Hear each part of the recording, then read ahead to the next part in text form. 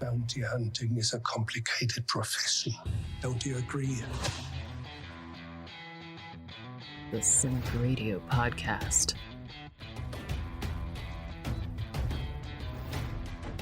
Hi, I'm Chad L. Coleman, Tyrese from The Walking Dead, and Cuddy from The Wire, and you are listening to the Cinik Radio Podcast. Here your host, Cinik. Hey, the facts are Spider-Man belongs in the MCU. Sony was delusional thinking they didn't need Marvel, and now he's back. And we, the fans, are 100% proudly responsible for that. Igrihe. As long as DC wants to make dark and gritty movies, they're going to lag behind Marvel in every category. And Ryan. Batman vs. Superman is objectively better than Infinity War. IG, did we just forget Kim? You guys completely suck. This is the greatest show of all time. Happy New Year's, everybody, and this is episode 133 of the Cinik Radio Podcast, and I'm your movie and TV-obsessed host, Cinik. Joining me, as always, my co-host and the best friend a guy can ask for, Igrihe, Ryan, and Kim, and we are here to break down the year that was 2019, a year that Popeye's classic chicken sandwich roared in like a lion, and Game of Thrones went out like a poorly lit Starbucks drinking lamb. So let's get this started and see what happened over in TV land. Ryan, what was your number 5 top show of 2019? There's actually a lot of contenders, but number 5 for me is going to be Fleabag. Phoebe Waller-Bridge, who's just seems to have. She had the other one for top 5. Killing Eve, actually, though they were neck and neck, but I went with that one. But she wrote stars in it's just phenomenal show. It's really funny, great cast. Andrew Scott of Sherlock fame is in season 2 and is really good, and it's just really a really smart, well written show. Kind of breaks the fourth wall. It's really all the time. It's really funny. It's really smart, and if you haven't seen it, I highly recommend it. It's really a great show.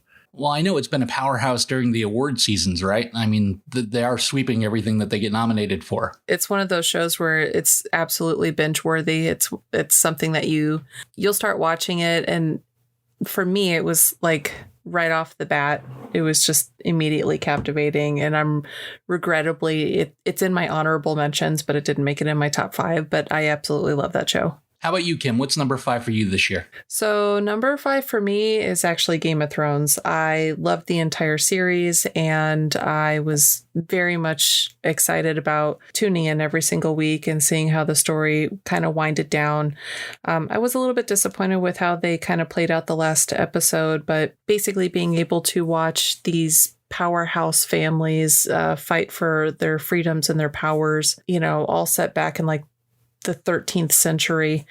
I just thought was absolutely fantastic. It was, despite what people do or don't love about it, it was a beautifully directed and cinematic type of feature film every single week. And it was just one of those things that I genuinely missed not seeing it on TV every single week. Yeah, it wasn't just a show. It was an event every week. I really loved Game of Thrones, and we can complain about the last season, but they can't undo the other 7 seasons that were amazing. It's still going to come top 2 on my best of all time list if we were going to talk about shows. And it's right there with Breaking Bad. It's right there with The Wire. The creators and writers did us a little bit of a disservice, and we could be a little bitter about that, but we invested 8 or 9 years of our life into the show. So we deserved a little bit better of an ending, but I thought the season all in all was pretty good. They just made a couple silly decisions that I kind of had a little bit of a problem with. Other than that, it was a proper goodbye to most of the characters that we loved. In a vacuum, the season was great. And I'm sure I outside of a few episodes, I gave some really good reviews for some of those for some of the episodes. I think the big issue with it was that it was such a change of tone and change of pace from what we had gotten before that it was really jarring. And I think that, I mean, who's to say what we deserved because the books weren't finished and they were checked out. It could have been 2 or 3 more seasons to really tie things up neatly. And they went the kind of big cinematic route with everything, which was great, but it was just such a change of pace. I think that's really where it just caught us off guard, and it wasn't what we were expecting. So yeah, it's still, like you said, Cinik, it's still gonna be one of my, it's still top two shows of all time, if not, it's right up there, Breaking Bad and The Wire. In any given day, I pick one ahead of the other, but it just doesn't quite stick the landing the way that Breaking Bad did. But overall, still a phenomenal show. So, I was sad that it didn't make my top 5. But it's good. That's, just shows there was some great TV out there, and maybe, just a little bit of disappointment from what had been building up to. IG, two very solid choices. What's your number 5? I've long said that Eugene Levy is one of the hardest working men in all of Hollywood. If you go back and look, especially in the 90s and 2000s, he was in nearly everything. He'd just show up randomly in movies. And he finally got his own TV series a few years back called Schitt's Creek, and it's gotten progressively better every season. And it's about the Rose family, who were affluent and rich and everything, and living in New York and penthouse apartments and beautiful lives. And all of a sudden things crumble and they end up living in a town called Schitt's Creek. Spelled a little differently, obviously Schitt, but still Schitt's Creek. It's comedy. It's got a little bit of drama in it. Pretty good storytelling. Eugene Levy and his son is in it. So like two people with those obnoxious eyebrows. Catherine O'Hara, who I think is always hilarious as a former actress who's trying to get back into acting. It's a really funny series. I really enjoy it. I've binged a lot of it on Netflix. The current season is on Pop Network, but it'll show up on Netflix as well. But it's out there. Go watch it. Schitt's Creek. It's hilarious. Yeah, they're all really solid choices. My number 5, I got into it a little bit late in the game, but it's season 2 of You on Netflix. Take the craziest, most obsessive ex that you have. You give them near genius intelligence and hacker-like techno savvy, and you have my new friend Joe Goldberg. The main character of this show finds random women, gets completely obsessed with them, and then stalks them to no end. It's creepy. It's a lot of fun. He'll do anything to get in a relationship with these people. And there's so many twists and turns and a little bit of murder and intrigue in every single episode. I mean, it's a complete car wreck, and season 2 is definitely not a letdown from season 1. It's just a lot of fun, and it makes you take stock of who you allow in your life and kind of who you allow access to your world. You is an absolute can't miss. Ryan, what's your number 4 choice? Number 4 is The Boys. You guys know I've been looking forward to this show for a year. It's one of my favorite comic books, and I think the adaptation was just like near perfect. They really kind of captured the tone of the comics while, making necessary changes for TV. Just the cast is all perfect. Everybody is great. Homelander is one of my favorite kind of villains in a really, really long time. I just love The Boys. I'm really excited about season 2. And yeah, that's easily number 4. And I mean, in another year, it'll probably be number 1, but it just shows again how many great shows we have that The Boys, which is near perfect TV, just comes in at number 4 for me. Yeah, I'm excited for it. And the preview just got me a little more hyped because they left on such kind of a cliffhanger that I can't wait to see what happens next. Hey, Kim, what's number 4 for you? So number 4 for me is completely unrelated to any kind of Cine documentary or anything like that. It's a cartoon. I love Rick and Morty. I waited a really long time for this season to come back on TV. And as most people know, it's loosely based off of Doc and Marty from Back to the Future, but it follows the life of super genius scientist Rick Sanchez and his grandson Morty as they kind of get into some hijinks and do interdimensional travel and whatnot. I think what I love so much about it is that there's like an embedded joke every 35 seconds. And you got to be pretty quick to pick up on some of the stuff. It's a lot of really dry humor, a lot of sarcasm, a lot of cynicism. I absolutely love the show. It's definitely not something I would probably let little kids watch, but as an adult who grew up, in the 90s cartoon era, this like really resonates with me, and I just absolutely love the show. Can't say enough about it. Yeah, it's pretty fun. The animation style is a little old and jarring a little bit, and it's kind of maybe simple, but the writing is there, and it's entertaining to watch, and I do enjoy it. It's been a lot of fun to watch, and I'm looking forward to getting to this season, the current season. I'm just rewatching the other ones to kind of be refresh because it's been a couple of years since I watched any of it. Yeah, I like that they're kind of it's because there's been a bit of like toxic fandom within the world of that show, and I kind of like that they're kind of calling those people out through some of the episodes. I really like the meta aspect of the show. I like the season a lot. I gotta watch things again because I'm not sure if it's quite up to par with some previous seasons, but it's just great to have the show back because it's so good. And even if it's like 80% of it at its best, it's still better than almost anything out there. Number 4 for me is the HBO show Silicon Valley, about a fledgling tech company starting up and becoming a juggernaut and then realizing they've created a monster. It's really, really well done. It's hilarious to watch, you know, and having worked in the tech industry previously, it's surprisingly accurate how things go in there. And just you've got one guy that is kind of the quote unquote master coder that just thinks everybody else is an idiot. And 90% of the time he turns out to be right. And that's Guilfoyle. He's hilarious. Also got Kumail Nanjiani, who's funny in just about everything I've seen him in. And this is no exception. Thomas Middleditch in this is just spot on as just neurotic, but brilliant. And he's the CEO of the company. A lot of good things. This was the final season, so it's all over now. But it's been a good run. I'll watch it again. I've really enjoyed it. Silicon Valley's my number 4. I really enjoyed that show the first couple seasons. I've got to go back and kind of catch up with the later. Once they lost TJ Miller, it kind of lost a little bit of the shine for me because it felt like the show kind of lost its way. So I don't know how this season looks, but I know that previous seasons of the show were hilarious. It's a Mike Judge show, so you really can't go wrong with that. Number 4 for me is The Marvelous Miss Maisel Season 3. This absolutely amazing show is set in the 60s, and it's just a fun ride as the maverick that is Miss Maisel continues to climb the comedy ladder and finally starts to make a name for herself while juggling being a mother, a daughter, and an on and off again wife. It's won tons of awards. The actresses absolutely chew up every single scene that they're in. Rachel Bronson and Alex Borstein are just, they're gold when they're on screen together. They play off each other so well, and I love the time period, and I can't get enough of this show. It's not something that I would generally watch, but I'm a fan of Miss Maisel. I'm unapologetic about it. Yeah, she's actually, that entire show is actually my number 3. To be a woman in the 50s when it's like Stepford Wife-ish, you know, you're supposed to be Little Miss Betty Crocker and you're sarcastic. You think for yourself and you have a sense of frickin' humor, and you decide that of all the things that you're going to do in a Jewish family, basically in the show, they're willing her to just marry well.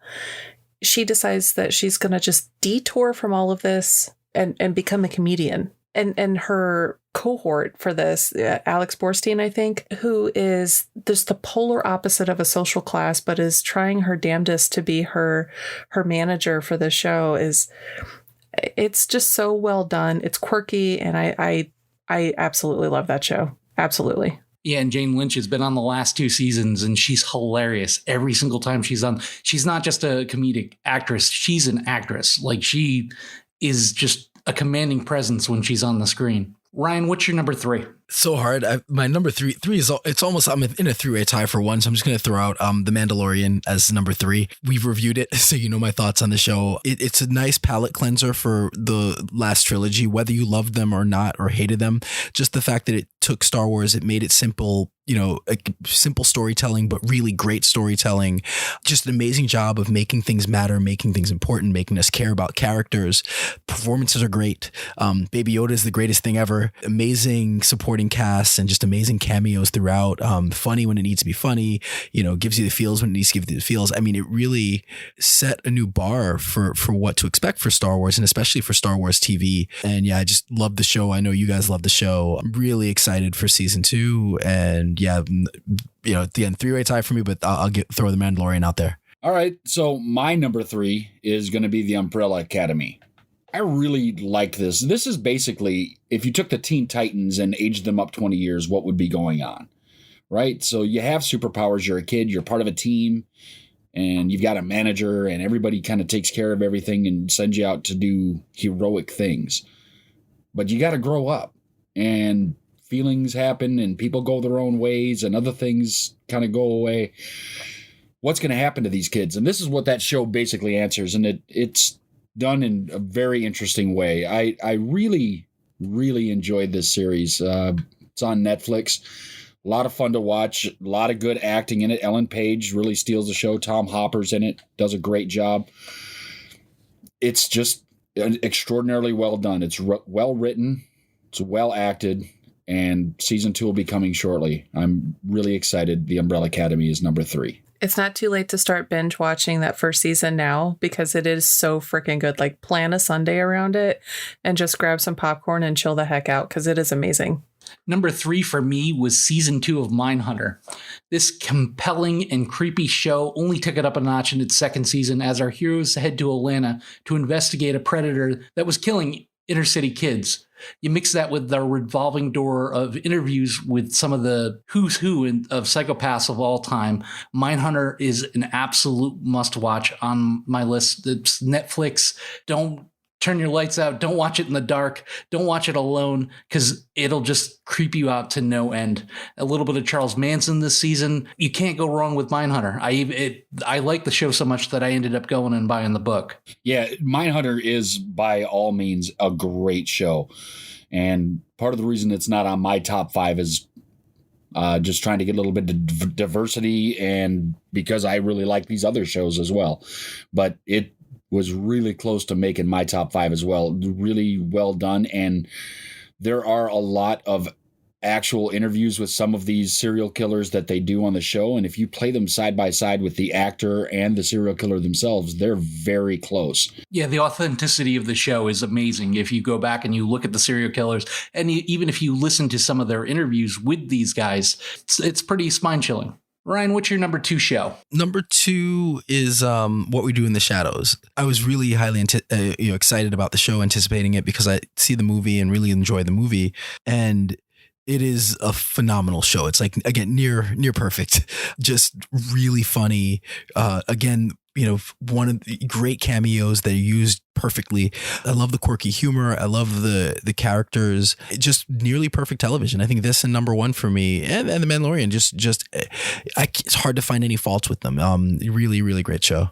Yeah, that Taika Waititi, he's a home run every single time that he does something. And I was surprised based off the type of humor that they used in the show, how much I actually liked it. And I can't wait for the next season. I mean, it was hilarious. The energy vampire is my absolute favorite character of all time. Well, I can also add in that it's also my number 2.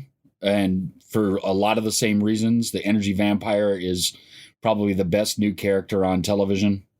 He's hilarious, especially when he finds another energy vampire. I just couldn't laugh any more than when that shit was going on. So good, so well done, so well acted. The episode with the Vampire Council was probably the funniest thing I've seen in years on television. Kim, what's your number 2? My number 2 is Glow, Glamorous Ladies of Wrestling. If you haven't seen it, I totally recommend it. It's loosely follows Allison Brie. Her character's name is Ruth, and she is an out-of-work actress back in the, I think it's the early 80s, late 70s. Just happens to fall backwards into this pilot of an idea for wrestling with Mark Maron as Sam Sylvia, who is the ladies coach, but he can't get his shit together. He's a complete train wreck. He's got a cocaine addiction. He's got illegitimate children. He's got, 101 reasons why he shouldn't be able to hold a show together. But Ruth and these other 12 women just kind of rally together in a male-dominated industry and turn it into something, and it becomes incredibly popular and successful. And it's the whole storyline about it, the way that they make every single little detail in the show true to the time period, I think is just fascinating. And it's just really something that's awesome to watch. Well, it's just Netflix hitting home run after home run. IG and I are huge fans of the previous seasons. I haven't gotten through this current season yet, but I will because I love the show. I loved the show growing up, the actual wrestling show. So even though they're not using the same characters, it still reminds me of that. And Netflix just hits a home run every single time with the music. The music just sets the show. They do the same thing with Stranger Things, and you can't go wrong with Glow. Number 2 for me, well, people are going to ask me, is there not a new show that made your list? And you would be wrong, because the number 2 show for me would be The Boys, Amazon's hit show. We got to spend a little bit of time with some superheroes, and in a world filled with superhero shows and movies, Amazon Prime did something a little different. It hit us with the question, what if superheroes were real and they were completely self-obsessed jerk-offs? This Carl Urban-led show is based off a comic book, and it introduced us to one of the greatest supervillains of all time, Homelander. It was different. It was raw. It was violent. It was sexy when it needed to be. The Boys hit every single note that it needed to hit, and it left us on a bit of a cliffhanger. I absolutely loved the show. It was probably one of my favorite shows of all time. And I mean, Homelander is just an amazing, slarmy, jerk-off Superman-esque villain. It was a great show. Any show that solves the problem of a superhero with impenetrable skin by going up the keyhole with a bomb and blowing them up from the inside has got my vote anyway. Like, they solved that whole problem in a very interesting way, or a very uncomfortable way, kind of like in the back of a Volkswagen Bug. Ryan, what was your number 1 show of the year? Number 1 show of the year is Watchmen. Pretty easily. I mean, yeah, I know it's in a 3-way tie, but really, I can't stop thinking about the show. It was done so well. It's one of those things that, the first few episodes, you're not quite sure what to make of it, because it's not quite, it's like a sequel to the comic / movie, and it takes place in that universe, but it's its own story. And I know for a lot of people, it was unsettling. They didn't like it. They didn't like the focus on more on race and policing. But then somewhere around episode 3-4, it really starts to tie the old in the comics in with this. And then by the end, it just is brilliant. It has, we think about, Ozymandias type episodes, Battle of the Bastards, as kind of those like standalone, like great episodes of TV. And this show has 2 of them. Episode 6 and 8, if you end up watching it, if you have watched it or haven't watched it, are just some of the best things to me, I've ever seen on TV, that level of good. And then in addition to that, it really does stick the landing. I think it does a great job of tying everything up. I don't need another season. As great as the show is, I think it was perfect. In 1 season. It has phenomenal performances. Jeremy Irons is amazing as Ozymandias, kind of spoiler alert. Regina Hall is great and really an awesome lead, and makes us, she really should be in more and should have more leading roles, and she's a badass. And I think they just did an amazing job taking a world that we knew and many of us loved, and both making it familiar, but really making it its own story, and really telling a great, smart story that had something to say. I just love the show. It's one of the best seasons of TV I've ever seen. Up there with, I put it up there with anything. I've watched a couple episodes of that. The episodes I've watched are good. I'm going to finish the season. I've still had a couple of problems with it, like, early on, not explaining why squid are falling from the sky. But I do enjoy it, and it is shot well. It's beautifully acted. Good to look at. I think it's one of those things where you have to finish it, because by the time you get to the end, everything makes sense. And even those first couple episodes, which are kind of iffy, are brilliant, because it all kind of comes together. So it's one of those shows, like, when you see it, I'd be interested in hear what you guys think, because it really does pay off, in my opinion, brilliantly. So I had a really hard time trying to decide between one of 2 shows. And for me, it kind of came down to, is it going to be a Netflix number 1, or is it going to be an Amazon Prime number 1?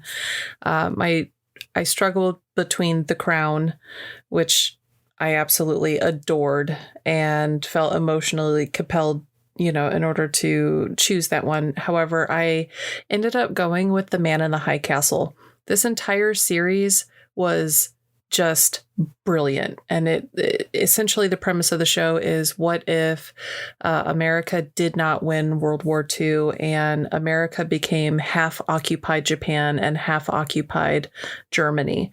And what happens, to the storyline of these people that are living within it, and where is this neutral zone and whatnot. The show ran for 4 seasons. In 2019, the 4th season finally aired, and it is breathtaking. It is brilliant. It's probably one of the very few shows where it I will sit and I will binge watch this from beginning to end. It is like another Game of Thrones to me. I thought the entire show was just absolutely amazing. Yeah, I've seen the first 2 seasons and I really, really like it. It was one of those shows where, you know, it's off for a while and I got to get back to it. It's on my list. I'm like rewatching the Clone Wars now. So when I'm done with the Clone Wars, Man in the High Castle is like next on my list of things to catch up on. Well, Ryan already took it, but my number one as a real Star Wars fan, sorry, Ryan, has got to be The Mandalorian. Finally getting something live action, Star Wars related that is just, it feels so Star Wars. It feels so right. Was just a godsend to me in 2019. Took 42 years to get something like this in the Star Wars universe. You know, the only other live action TV thing we've ever had before this was the holiday special. If you haven't seen it, you should go watch it and see how awful it really is. It's terrible. This, by no stretch of the imagination, is wonderful. And even if you're not a Star Wars fan, this is an enjoyable show. It's a lot of fun to watch, and you will gain attachments to things in this show without being a Star Wars fan, without knowing any of the secret hidden Easter egg things that are around. It's still enjoyable. I love it.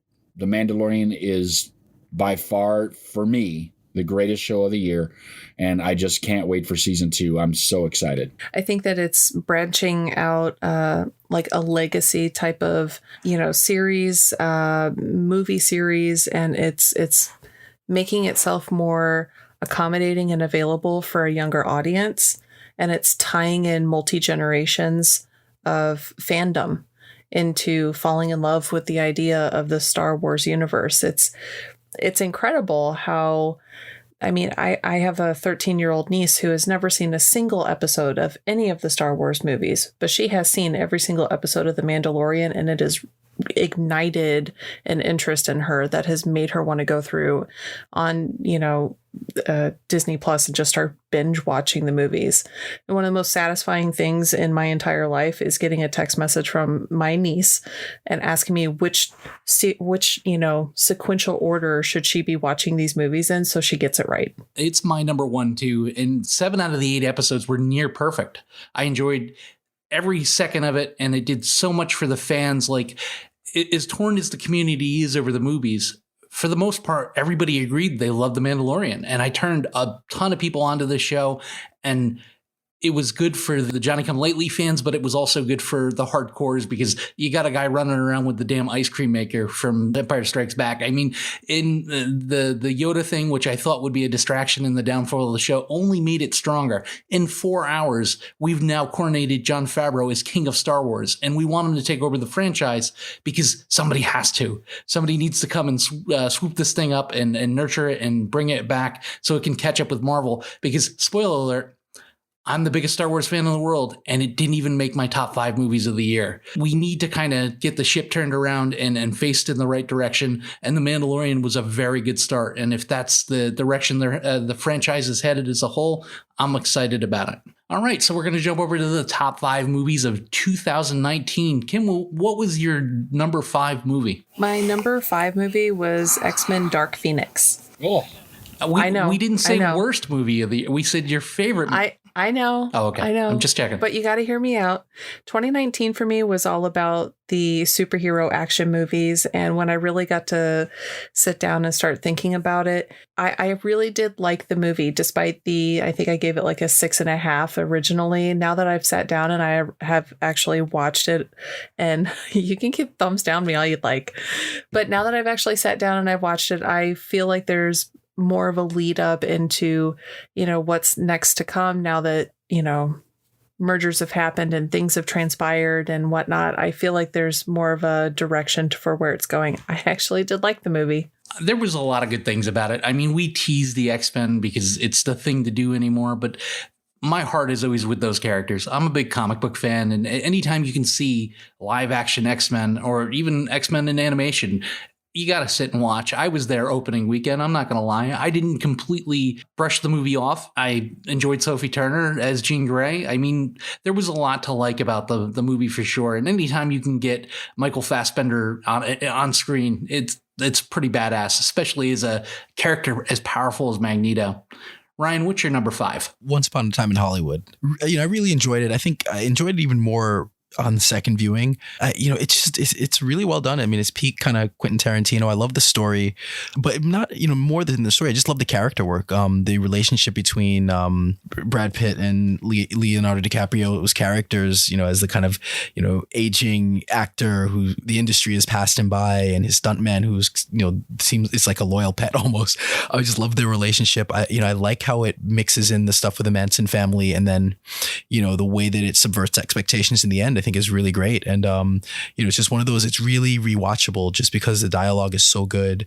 The performances are so good. So, definitely one of my favorite movies of the year, and, slides in at number 5 for me. So number 5 for me, a little bit of departure from these guys, right? Because you'd expect to come from me, either be a superhero movie or something really good like Once Upon a Time in Hollywood or The Joker or something like that. But for me, the number 5 movie of the year was Good Boys, the raunchy comedy with the preteen kids. Max Lucas and Thor were hilarious in this movie. And it was something that there were so many things that these kids obviously didn't understand yet. They hadn't been exposed to it. And in today's world where every kid at 6 years old has a smartphone and can get access to anything in the world, the fact that these kids had no idea what some of this stuff was, had no idea about just things that kids today know. And I can tell you by personal experience, kids know way more than they should at their age. It was endearing. It was heartwarming, and it was hilarious. And I've watched it a few more times, and every time I watch it, it just gets almost more endearing to me. I've enjoyed it quite a bit. It's a lot of fun. If you haven't seen it, check it out. It's a good movie. It's a lot of fun. I would say that was probably one of the best comedies of 2019. It had a little bit of Superbad in it, and it was a really good movie. It was a lot of fun. We covered it. I think we gave it halfway decent ratings at the time, but upon watching it since it's been out on video, it is a pretty funny movie. And number 5 for me, and I'm going to be honest with you on this one, Ryan George was absolutely right. And I love this movie. But based off the track record of DC in the preview, I didn't have much faith in the Joker, and I went in with super low expectations, and Joaquin Phoenix and Todd Phillips knocked me out of my chair with this dark, gritty psychological journey into the making of Batman's arch nemesis. It wasn't just a great superhero movie. It was cinematic art. It's been showered now with Academy Award nominations, which I believe are 11. Dark, it's deep, it's brooding, it's scary, and it makes you think, and it certainly doesn't glamorize mental illness. Kim, what was your number 4? Number 4 for me was Spider-Man Far From Home. I thought it was a spectacular take on the Spider-Man movie series.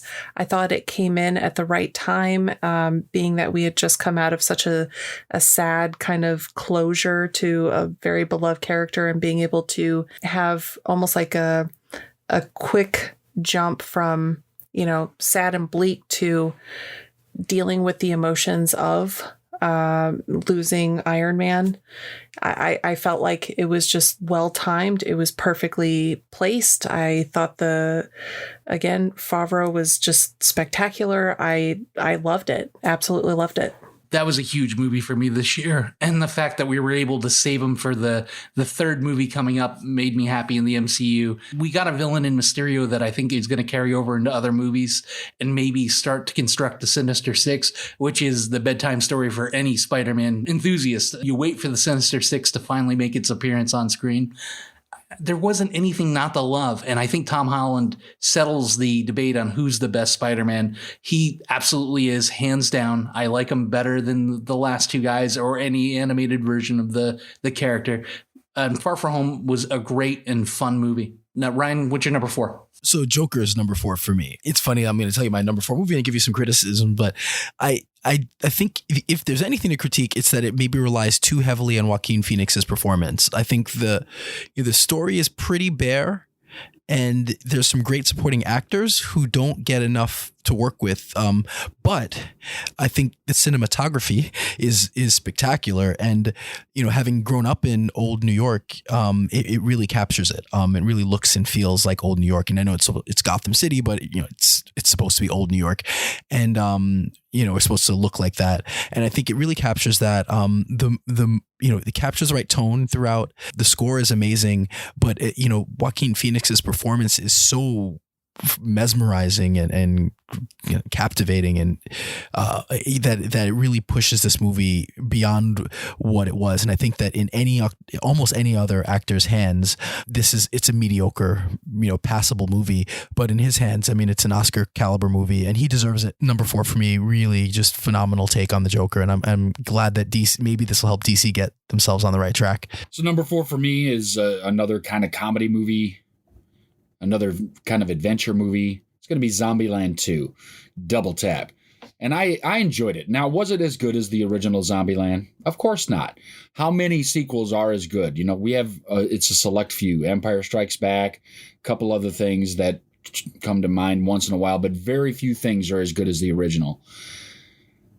But this was deserved, and it took them a while to get there, and they put together a good cast with the originals all coming back and adding a few other people. It was a lot of fun to watch. It was a little far-fetched, but wasn't the first one. First one's pretty far-fetched as well. I liked it. I liked it a lot. I've watched it a couple more times. It's just entertaining. And sometimes for me, what makes a great movie is, can I sit down and watch it and just escape my life for a couple hours? And this does it for me. I'm able to just forget about everything else, shove some popcorn in my face, and enjoy myself for 2 hours. Number 4 for me was Ford versus Ferrari. This is a huge surprise for me on my list. I went to the movie just for fun one day, and I ended up finding a gem. You mix 2 of my favorite actors of all time, Christian Bale and Matt Damon, race cars, a bit of history, and you mix that all together and you get 2 hours of an adrenaline rush that was not only a great movie, a solid story with some great acting, but it was beautifully shot. It was heartbreaking. It was fun. It was exciting. It was about 2 guys that were absolutely destined for greatness and willing to risk anything to get there.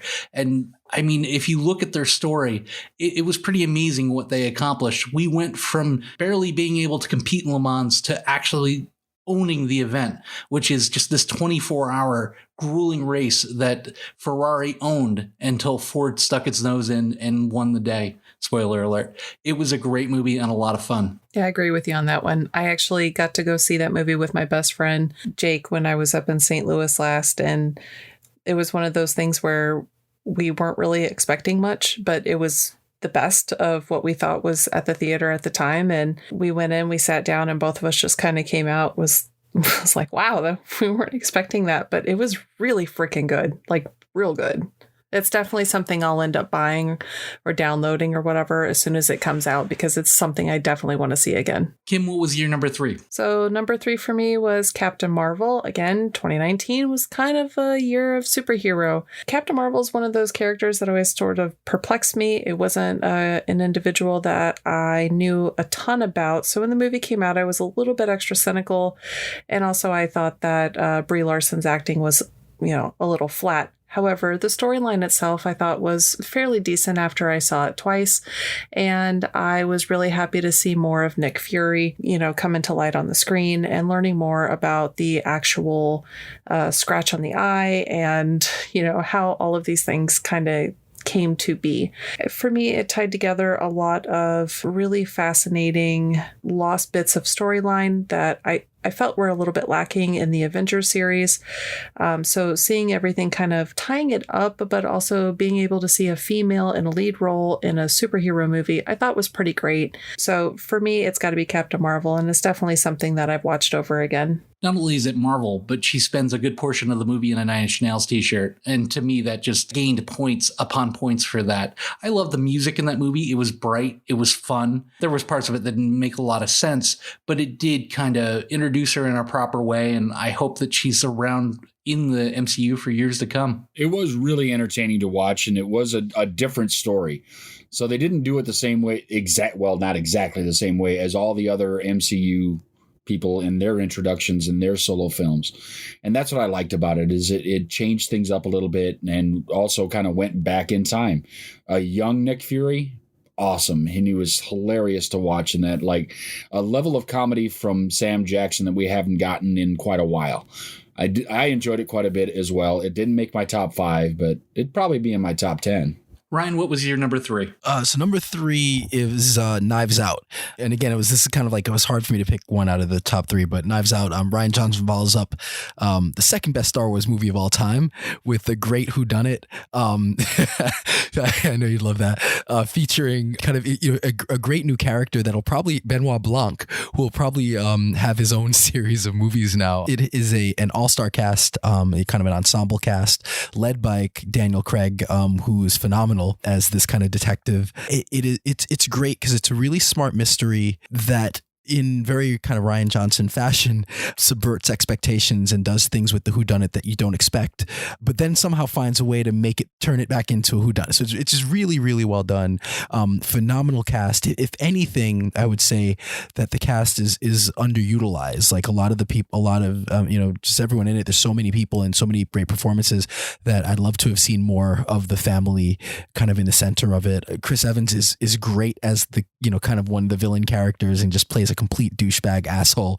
And it's really an interesting dynamic between that and him as Captain America. But yeah, I really love Knives Out. It's probably the most fun I had watching a movie. Obviously I have 2 movies above it, but just as far as just sitting in a theater laughing and having a great time, I think that's it, and I could probably watch it 1,000 times. It's a really great movie. So number 3 for me has got to be Avengers Endgame. Now, it's funny that it's number 3 and that there's movies ahead of it, but of course, you'll understand why when we get there. But Avengers Endgame is a great movie. It's the culmination of years of movies and all kinds of standalone things. And really, this all started way back with Iron Man, and it's been just a ride since. And really, it's just the culmination of this phase. We're going to go into a new phase, and I'm not totally sold on phase 3 yet. But we'll see. It could very well end up being even better. But man, what an emotional, heartfelt, hilarious, action-filled ride that we got in this movie alone. It was a well-deserved ending to that phase of the Marvel Cinematic Universe. We said goodbye to Iron Man and hello to Captain Marvel, and had so many other things happen in this movie that it was just an amazing ride. I enjoyed it, and I think I gave it a 9 when we reviewed it, and that would stand true today. It was a really, really good movie. Number 3 for me, and you want to talk about the ultimate popcorn flick, and they can make 100 of these, and I'll never get tired of watching John Wick shoot shit up. Keanu Reeves in John Wick 3 is our generation's greatest action hero, hands down. I absolutely love the supporting cast. Ian McShane, Lance Reddick, Jerome Flynn. They can make sequels for these movies till the end of time, and I will go and see every single one. Nothing but action and violence and death and car chases throughout the whole movie. John Wick was everything I wanted it to be and more. It was just a lot of fun to sit down and watch. And when these movies come out, don't wait for video. Go see the violence on the theater, because someday we'll be able to get hit with imaginary blood in the 4D experience. And that's what I really want when I go see a John Wick movie. Every single one of those movies have been just hard hitting, but for this last installment, it was literally 2.5 hours of nonstop ass kicking. Like from beginning to end, I was at the edge of my freaking seat the entire freaking movie. And it takes a lot to really kind of draw me in and keep me that interested for that long of a period of time. One of the things they've done really well with the John Wick stuff is they've realized what the people like. And what we like in the John Wick movies is his action, how he gets through each new encounter and each new fight and the different things that he does. And what they did now, the first one had a fair amount of action. The second one had even more. And this one was just all action. So they said, well, the people like that. Let's give it to them. I don't know, short of going 4D, how they're going to up the ante in the next one. Like, are they going to have somebody poking you with needles in the back of your head while you sit there? You know, it's going to be a true 4D experience. You're going to have an usher stand behind you and do things to you while you watch the movie. They're going to have to do something, because I don't know how you could put more action in that time frame of a movie than they did in this one, because it was amazing and they got it right. Kim, hit us with your number 2. Avengers Endgame. Absolutely breathtaking. And there's not a whole lot left to be said that hasn't already been said by you guys about this film. But I 110% agree with IG. It's been years in the making. I personally own every Iron Man comic. I have read them cover to cover. I was enthralled. I was sad. I was excited. It was everything. And it was a true emotional roller coaster for me. There were a lot of, storylines that were coming to a close. There were a lot of things and moving parts and cogs and wheels that were going on in this movie. But the way that they kind of sent Iron Man's character out, I just thought was so touching, and it for me to be sitting in the theater of all things, an action movie, and to be so attached to an individual character. It's a true testament to Robert Downey Jr.'s acting, for one, but to start crying in a theater because he has passed. I just absolutely loved that movie so much. And it was hard for me to choose between whether or not that was going to be my number 2 or my number 1. But, it's so good. So good. Ryan, your number 2? Number 2 for me is Us. And like for the first half of the year, I thought like it's easily number 1. It's one of my favorite movies just of all time, period. I think, Jordan Peele followed up Get Out, which was a great movie, with something that I think was even better. I think it was, a lot more cerebral, a lot more subtle, doesn't quite kind of hit you over the head with its themes, but it was one of those movies I couldn't stop thinking about for months after it came out. And I think, you mentioned Oscar nominations came out today, and the fact that Lupita Nyong'o did not get nominated is a travesty. She was so good. She was playing 2 different characters, was so good, and just did so much, just chewed up so much scenery, and just was so phenomenal in that kind of dual role, that it really sucks that she didn't get nominated, because I can't think of a performance that was better from a female actress this year. But I just really loved the movie. It was violent, it was scary, it had some great twists and turns, it was really funny, and it just lent people and fans months and months worth of just talking about it. And again, it was one of those movies that I just couldn't stop thinking about it for months. And one of my favorite movies of all time just got beaten out by something that I thought was a little bit better. IG, your number 2? Number 2 for me is going to be Spider-Man Far From Home. Now, it made it ahead because I think it's the new iteration of the beginning of Phase 3. And I think Spider-Man is going to be the central character like Iron Man was in all of Phase 2. And like we've said before, Tom Holland is basically the best Spider-Man that we've seen in any medium other than the actual comics themselves. And this is a pure representation, because not only is he a good Spider-Man, which we've seen pretty good Spider-Man before, but they can't do Peter Parker. Or we can see that they do a good Peter Parker, but can't do Spider-Man. This guy does both, and I just love everything about it. And this movie is pretty close to as good as it can get. And when you come up with new things like the Night Monkey, it just blew my mind. That was hilarious that they came up with a different name to try and protect that Spider-Man wasn't in Europe. Oh, that's the Night Monkey. Who thinks about that?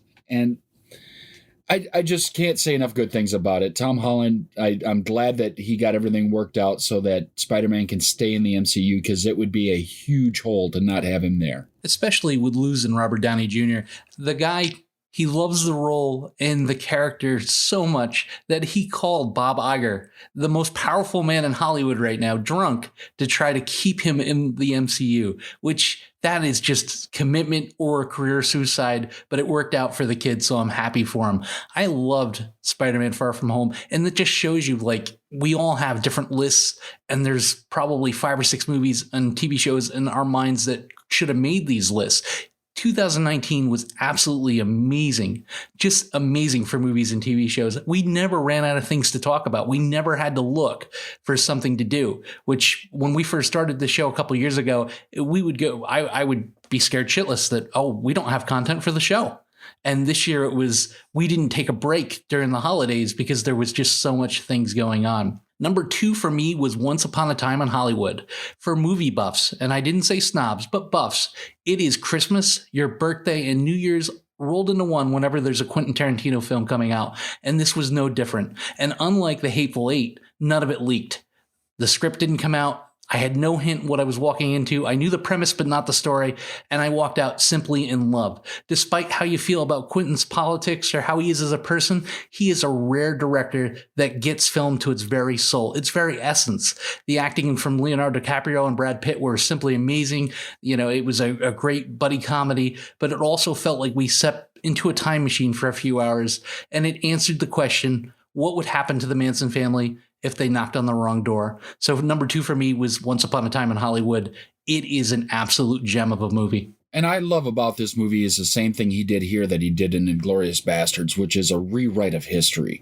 So it takes something that is based in reality and just shifts it, and it shifts it unexpectedly. Because when we first start seeing Sharon Tate and we see Roman Polanski and we see the era that they're living in, we're like, oh, this is what's going to happen. And then it shifts hard to the left and gets you out of there. And I love that about it. I love the little rewrites of history that like something else could have happened. Something else could have been different. And it only takes a little change to make that happen. This is why we don't need time machines, ladies and gentlemen. If you take one, you're going to shift. We don't know what would have happened, like where we'd be now if that actually happened that way. So yeah, we learned about this in Terminator. Yeah, we did learn about this in Terminator that, you know, sometimes it's not going to make any difference and it's going to end up the same way. Sometimes it's going to be hugely different, but it's really well acted. I believe it got a fair amount of nods in the Oscar nominations as well. I think 8 or something like that. But yeah, good movie, great acting, really well shot. And again, a lot of good music in it, just like we'd love to talk about here. Kim, what was your number 1 for 2019? My number 1 was Joker. I thought Joaquin Phoenix was breathtaking. I felt like the entire storyline was jarring but emotionally captivating. Being able to see somebody's slow descent into literal madness, you know, at a time when things are just should have been okay, they were otherwise chaotic, you know, and even though he didn't say a whole lot, he was able to convey through raw emotion how he would, you know, how an individual could easily go down the wrong path, you know, if they didn't have the right help, if all the systems and all the things that could be available to somebody failed them. And they just gave up on themselves, what would happen.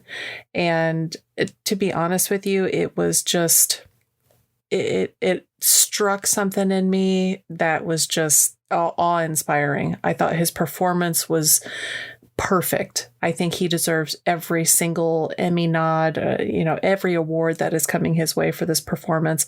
And to be honest with you, it takes a lot as a Marvel person to be able to say that DC knocked everything else that Marvel did this past year out of the park. And this is what I'm choosing as my favorite movie for the entire freaking year is kind of a big deal.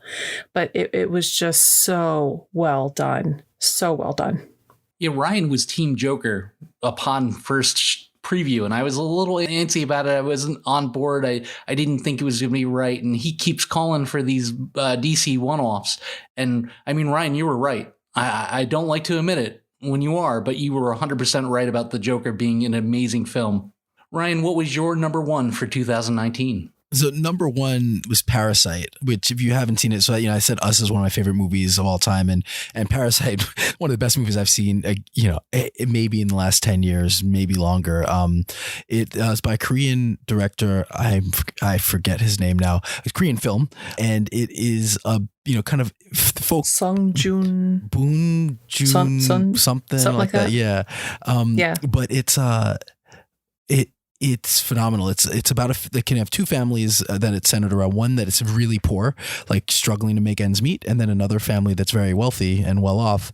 And it kind of starts with the poor family. The son kind of getting a job working as a tutor, and then watching this poor family try to take advantage of the rich family, and then it just kind of devolves from there, and it takes some crazy twists and turns, and it's just. It got a bunch of Oscar nominations. I think it does deserve Best Picture. I think it got a Critics' Choice Award or two, didn't it? Yeah, and got to go. Yeah, and it deserves it deserves all the awards. It's that good of a movie. It's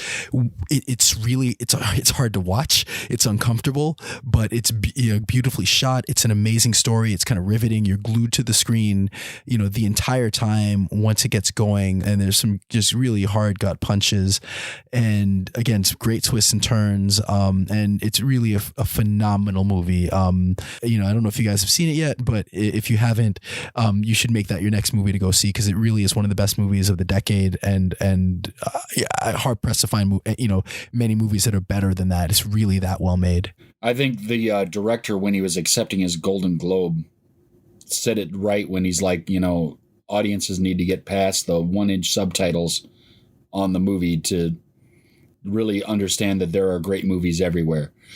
And so this is on my list now of things to watch. I haven't seen it yet, but I can get past the subtitles. I've seen some other movies that were subtitled. I saw Kung Fu Hustle subtitled, and I liked that one. And that was a comedy, but I'll go watch a gut punch subtitled. Why not? Well, since Ryan was right about Joker and he deemed it his number one movie of the year, I will also learn to read and then watch the movie so I can read the subtitles. IG, what is your number one movie of the year? Well, as the real biggest fan of Star Wars on the Cinik Radio podcast, it's got to be Star Wars, The Rise of Skywalker. Shocker. You know what? This movie didn't do everything right.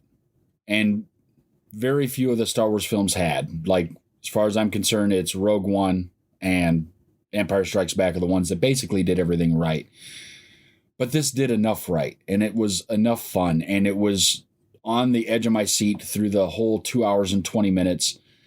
I'm hearing there's going to be an additional cut coming out with more stuff on it that I'll go throw my money at them again and sit in the theater again and watch it again with new stuff at it, even if it's only another 30 seconds. I really enjoyed it. I thought it was well acted. I thought it was beautifully shot. I think the special effects were second to none. It was really, really well done. And a decent end for me to the Skywalker saga. I'm hoping that they don't continue on Skywalker names and lands and everything else. I hope they go a whole new direction. Maybe make some Mandalorian movies, and I'd be happy with that. But for the Skywalker saga, for the original 9 going on, I'm good if this is where it ends. It was entertaining. It was heartbreaking a couple of times in it. That ended up not being true, but at the moment I was ready to throw tears. Spoiler alert, things happened. Anyway, I enjoyed it, and it was a lot of fun, and I'm a big Star Wars fan, so I can't have this not at my number one. I'm just gonna say you sounded more enthusiastic for Good Boys, but you answered it. You can't not have a Star Wars movie at number one. So yeah, it is what it is. I love the movie. It wasn't without its problems, but I enjoyed it. I'll probably watch it 100 more times throughout my lifetime. And like you, I'm glad that the saga has kind of come to an end, and maybe we can move on to some fresh and new content, Mandalorian or a bounty hunter film or some origin stories, anything but another Han Solo movie. And I would absolutely be happy with the direction of the Star Wars universe. But let me ask you guys this. How in the hell do you close a storyline that was 10 plus years in the making and 20 films with hundreds of heroes and villains in it? It seems like it would be so hard. Actually, for the Russo brothers, it was super easy, barely an inconvenience. The fandoms are killing everything that comes out these days, and in unison, they all loved this epic movie. It got a 94% on Rotten Tomatoes. It went on to be one of the highest grossing movies of all time.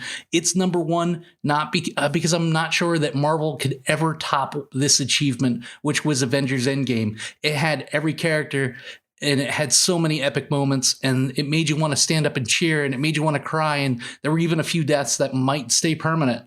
I mean, this is without a doubt my favorite movie of 2019. Sorry, Rise of Skywalker, but for now, Marvel wears the crown, and in unison, fans everywhere are screaming, Avengers, assemble. And that's it. You made it to the end of another episode of the Cinik Radio podcast. I'm Igrihe, here with Cinik, who you can find at CINIKRADIO.com.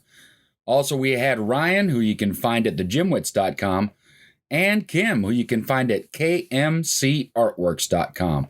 Great artists. Go check out some really cool stuff. We'll be back next week with some new stuff for you. Probably some news as well. Send your crazy news stories, any comments, questions, and concerns to us at CINIKRADIO@gmail.com. Find us on the internet at CINIKRADIO.com. Look for us on Facebook at Facebook.com/CINIKRADIO. Find us on Twitter at CINIKRADIO.